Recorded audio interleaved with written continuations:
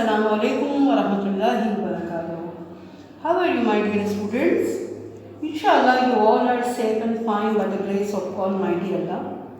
Dear students, इससे पहले कि हम आज का काम शुरू करें, आपसे एक अहम बात कहना चाहूँगी। हम लोग आज जिस मुश्किल वक्त से गुजर रहे हैं, तो इसमें हमें अपनी गलतियों और कोताहियों पर ज़रूर नज़र डालनी होगी और अल्लाह तबारक तआला के हुज़ूर कसरत से इस्तिग़फ़ार करनी होगी। इंशाअल्लाह अल्लाह रब्बुल इज़्ज़त हमारे ऊपर से यह कोरोना की वबा को जल्द से जल्द दूर कर देंगे। कुरान में अल्लाह ताला क्या फरमाते हैं? सूरह निसा वल मुहसनात का पारा है, आयत नंबर 79 में, तुम्हें जो अच्छाई पहुँचती है तो महज अल्लाह की तरफ से होती है, और जो कोई बुराई पहुँचती है तो वो तुम्हारे अपने असबाब होते हैं। May Allah bring for us peace and prosperity, and may Allah keep us safe and protected. उम्मीद है कि हम सब इंशाअल्लाह ताला कसरत से इस्तिग़फ़ार का एहतमाम करेंगे और अल्लाह ताला के हुजूर गिड़गिड़ा के दुआ मांगेंगे कि हमारे ऊपर से ये वबा टल जाए, हट जाए, ताकि हम एक अमन वाली ज़िंदगी दोबारा से गुजार सकें। Okay students, let's come to the task. आज के काम की तरफ आते हैं कि आज हमें करना क्या है। Today we have reading comprehension. Students, before I start it, I would like to ask, or I would like to take feedback that I hope you all have done word sentences. मैंने आपको 5 examples दी थी और आपसे कहा था कि आप लोग इंशाल्लाह इसको खुद से बनाएंगे। तो I hope you all have done marvelously your task, your home task. Okay, let's come to the reading comprehension. Students, do you know why reading comprehension क्यों ज़रूरी है? Because it enhances vocabulary, it improves writing skills and it makes you able to use tenses correctly. Tenses इंशाल्लाह हम पढ़ेंगे आगे grammar में 6th class में, लेकिन थोड़ा सा आपको इंट्रोडक्शन दिया है कि क्यों हमारे लिए ज़रूरी है। रीडिंग कॉम्प्रिहेंशन है क्या? Reading comprehension is like questions होते हैं इसमें, and we give answers of different types. So here I have just give you types of questions कि मैंने थोड़ा सा आपको बताया कि questions की टाइप क्या होती है। स्टूडेंट्स, मैंने यहाँ छोटा सा एक चार्ट सा बनाया है ताकि आपको आसान हो कि how many types of questions. There are approx 4 types of questions here. General questions, इसमें क्या होता है? इसमें हम यस या नो का आंसर देते हैं। If I ask you, did Hamza want to throw ice cream wrapper on the ground, आपका और मेरा जवाब क्या होगा? Yes, he wanted to throw it. Next is WH questions. WH questions होते हैं what, where, when, why, who, how. अब इसमें मैंने एग्जांपल्स कुछ दी हुई हैं, तो these are called WH questions. Next is tag questions. Tag questions कैसे होते हैं? For example, it is your pen, isn't it? यानी हमने पूछा ये तुम्हारा पेन है क्या? ये नहीं तुम्हारा पेन है, जैसे हम अक्सर सवाल करते हैं तुम्हारा नहीं है। Okay, last is choice question. Choice में क्या होता है? अक्सर हम पूछते हैं तुम्हें क्या चाहिए भाई, तुम चाय पियोगी या कॉफ़ी? सो मैंने यहाँ एग्जाम्पल लिखी है, what would you like to drink, tea और कॉफ़ी। अगर मैं बोलूँ तो मैं कहूँगी I would like to drink tea. अब आपके तो हो सकते हैं आपको कहें कि I would like to drink juice.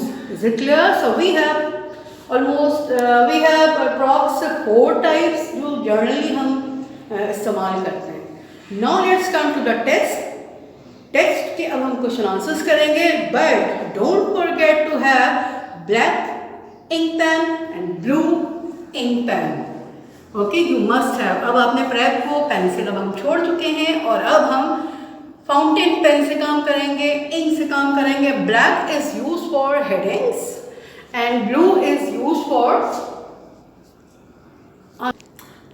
Answers, यानी ब्लू जो है वो आंसर्स के लिए या हमारे जो एक्सरसाइजेज वगैरह के जो हम लोग इस्तेमाल करते हैं या लिखते हैं तो फिर हम उसको ब्लू से करेंगे। But don't forget right headings with black, black pointer से भी आप लिख सकते हैं हेडिंग्स को, जैसे प्रैक्टिसिंग क्लीनलीनेस लिखा है, a visit to the path, इसके लिए हम मार्कर भी इस्तेमाल कर सकते हैं, लेकिन चूंकि भी अब छोटी क्लास है so you should have a lot of practice to write with marker, क्योंकि मार्कर थोड़ा मोटा लिखता है और उससे फिर थोड़ा टाइम लगता है, so you must practise with black fountain pen. Is it clear? जी class, open page number 10 and this is exercise number 7. Here we have 5 questions. यहाँ पे 5 questions दिए हुए हैं and they all are related to the text जो हम पढ़ चुके हैं.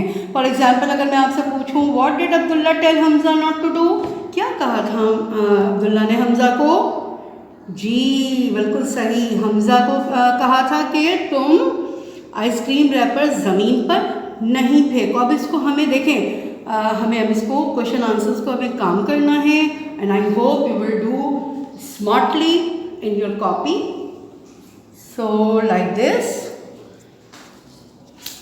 and first of all you should make index first. आप जिस भी डेट पे काम करेंगे उसका इंडेक्स आपको लाजमी लिखना है. This is reading comprehension. देखिए मैंने यहाँ पे हेडिंग डाली है और मैंने यहाँ एक्सरसाइज नंबर 7 बुक का लिखा और पेज नंबर यहाँ पे मैंने डाला है 10. तो ये ज़रूर लिखेंगे आप लोग, जो भी एक्सरसाइज बुक से कॉपी डाउन करते हैं तो उसका नंबर, एक्सरसाइज का नंबर और पेज नंबर ज़रूर लिखा करें.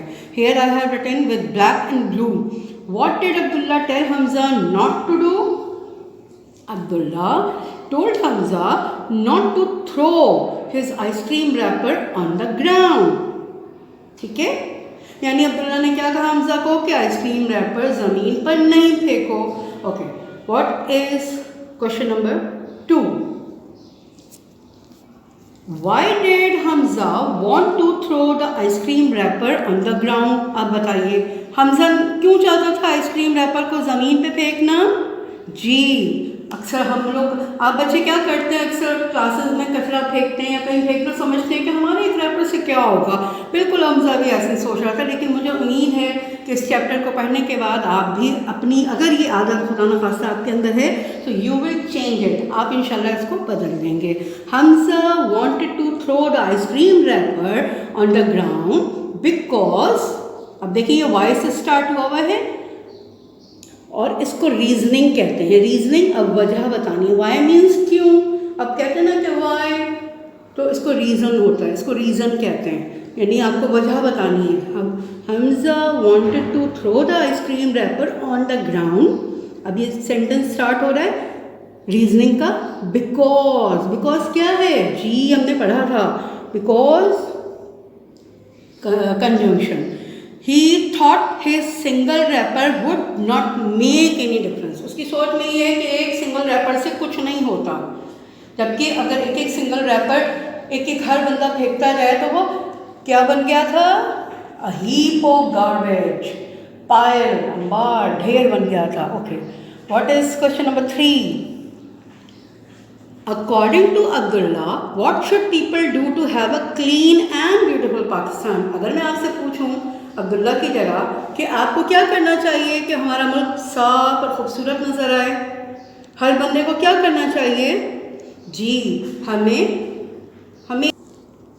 जी अब्दुल्ला ने तो बताया था कि उसको क्या करना है. अगर हम सोचें तो क्या होगा? जी बिल्कुल हम भी ऐसे ही करेंगे कि हम कोई गंदगी नहीं फैलाएंगे, कहीं बेजा हम खराबियाँ नहीं करेंगे, कोई डिस्ट्रक्शन नहीं करेंगे, कोई डिस्ट्रॉय नहीं करेंगे, किसी चीज़ को डैमेज नहीं करेंगे. So according to Abdullah what should people do to have a clean and beautiful Pakistan. अब पढ़ते हैं और जानते हैं, और हम वैसे जान चुके हैं कि अब्दुल्ला जो है वो उसका सोच में क्या था, हम किस तरह लोगों को अवेयर करें, किस तरह हम लोगों को कहें.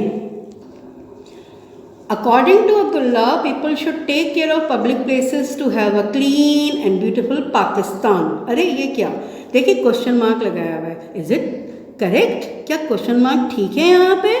No, it is wrong because question mark always comes in question. अक्सर बच्चे क्या करते हैं, अक्सर बच्चे सेंटेंस के आखिर में क्वेश्चन मार्क या एक्सक्लेमेटरी मार्क लगाते हैं, but these are wrong. Is it clear class? So we must not put a question mark after sentence. We should have full stop. एक टेक्निक मैंने आपको सिखा दी एंड यू मस्ट लर्न, क्योंकि आप छोटी क्लासेस में बच्चे अक्सर ये गलतियाँ करते हैं।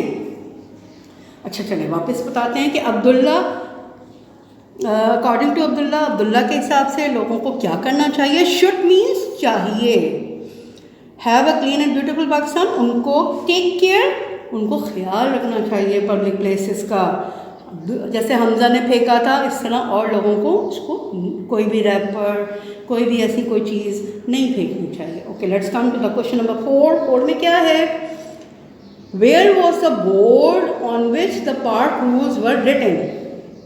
अच्छा, अब्दुल्ला को तो पता था कि बोर्ड कहाँ है, लेकिन किसको नहीं पता था कि बोर्ड कहाँ है?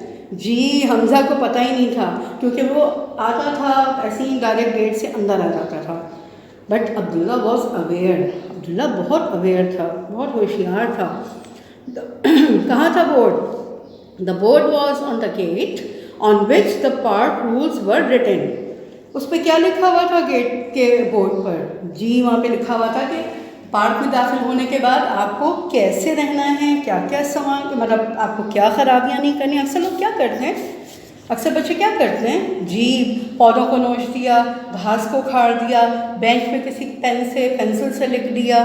तो these are very bad habits and I hope you all are good and well mannered. Okay, last question is, what were the two things that Abdullah and Hamza decided to do to teach people about keeping the park clean?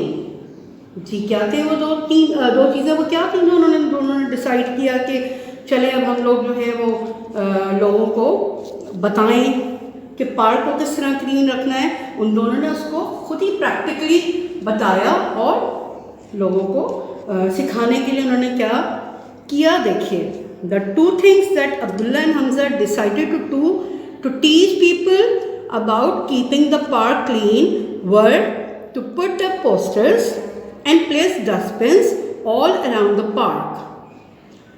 उन्होंने क्या किया? Dustbins, posters लगाए और dustbins रखे। अच्छा जी, park में चारों तरफ डस्टबिन तो रख दिए, लेकिन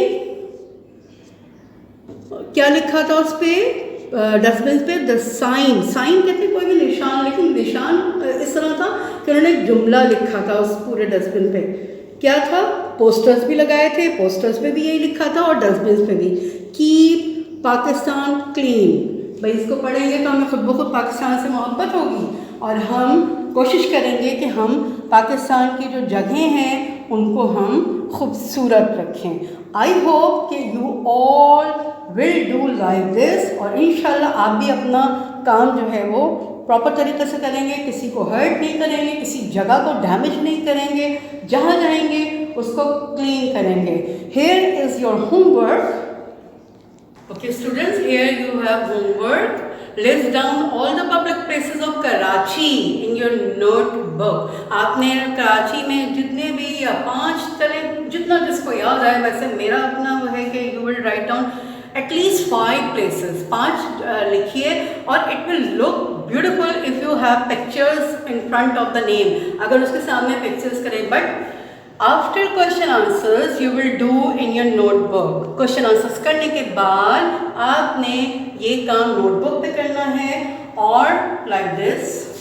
कोई बताएगा मुझे public place? Yes, Karachi. Okay, Karachi zoological, for example students, Karachi zoological garden, हम लोग जिसको जू भी शॉर्ट फॉर्म में बोलते हैं, ठीक है, इसका प्रॉपर नाम ये है, ठीक है।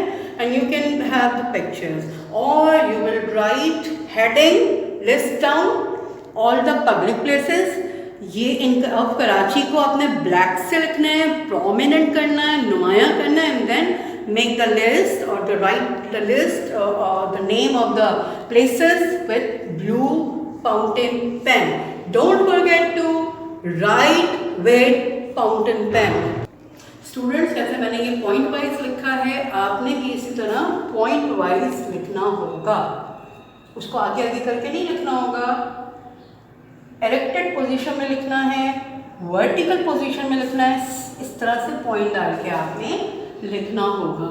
और जैसे मैंने आपको कहा कि list down all the public places of Karachi को आपने ब्लैक पेन से लिखना होगा। And you will take your homework from page number exercise number 8 question exercise number 8 question number 2 कहाँ मिलेगा आपको? यस, पेज नंबर 10 पे मिल जाएगा इंशाल्लाह। क्वेश्चन आंसर्स के नीचे ही है मौजूद। And I hope take this exercise from page number 10 exercise number 8 और उसका क्वेश्चन नंबर 2 है। Is it clear? इंशाल्लाह we will meet in our next class. We will have more fun, more questions and more activities.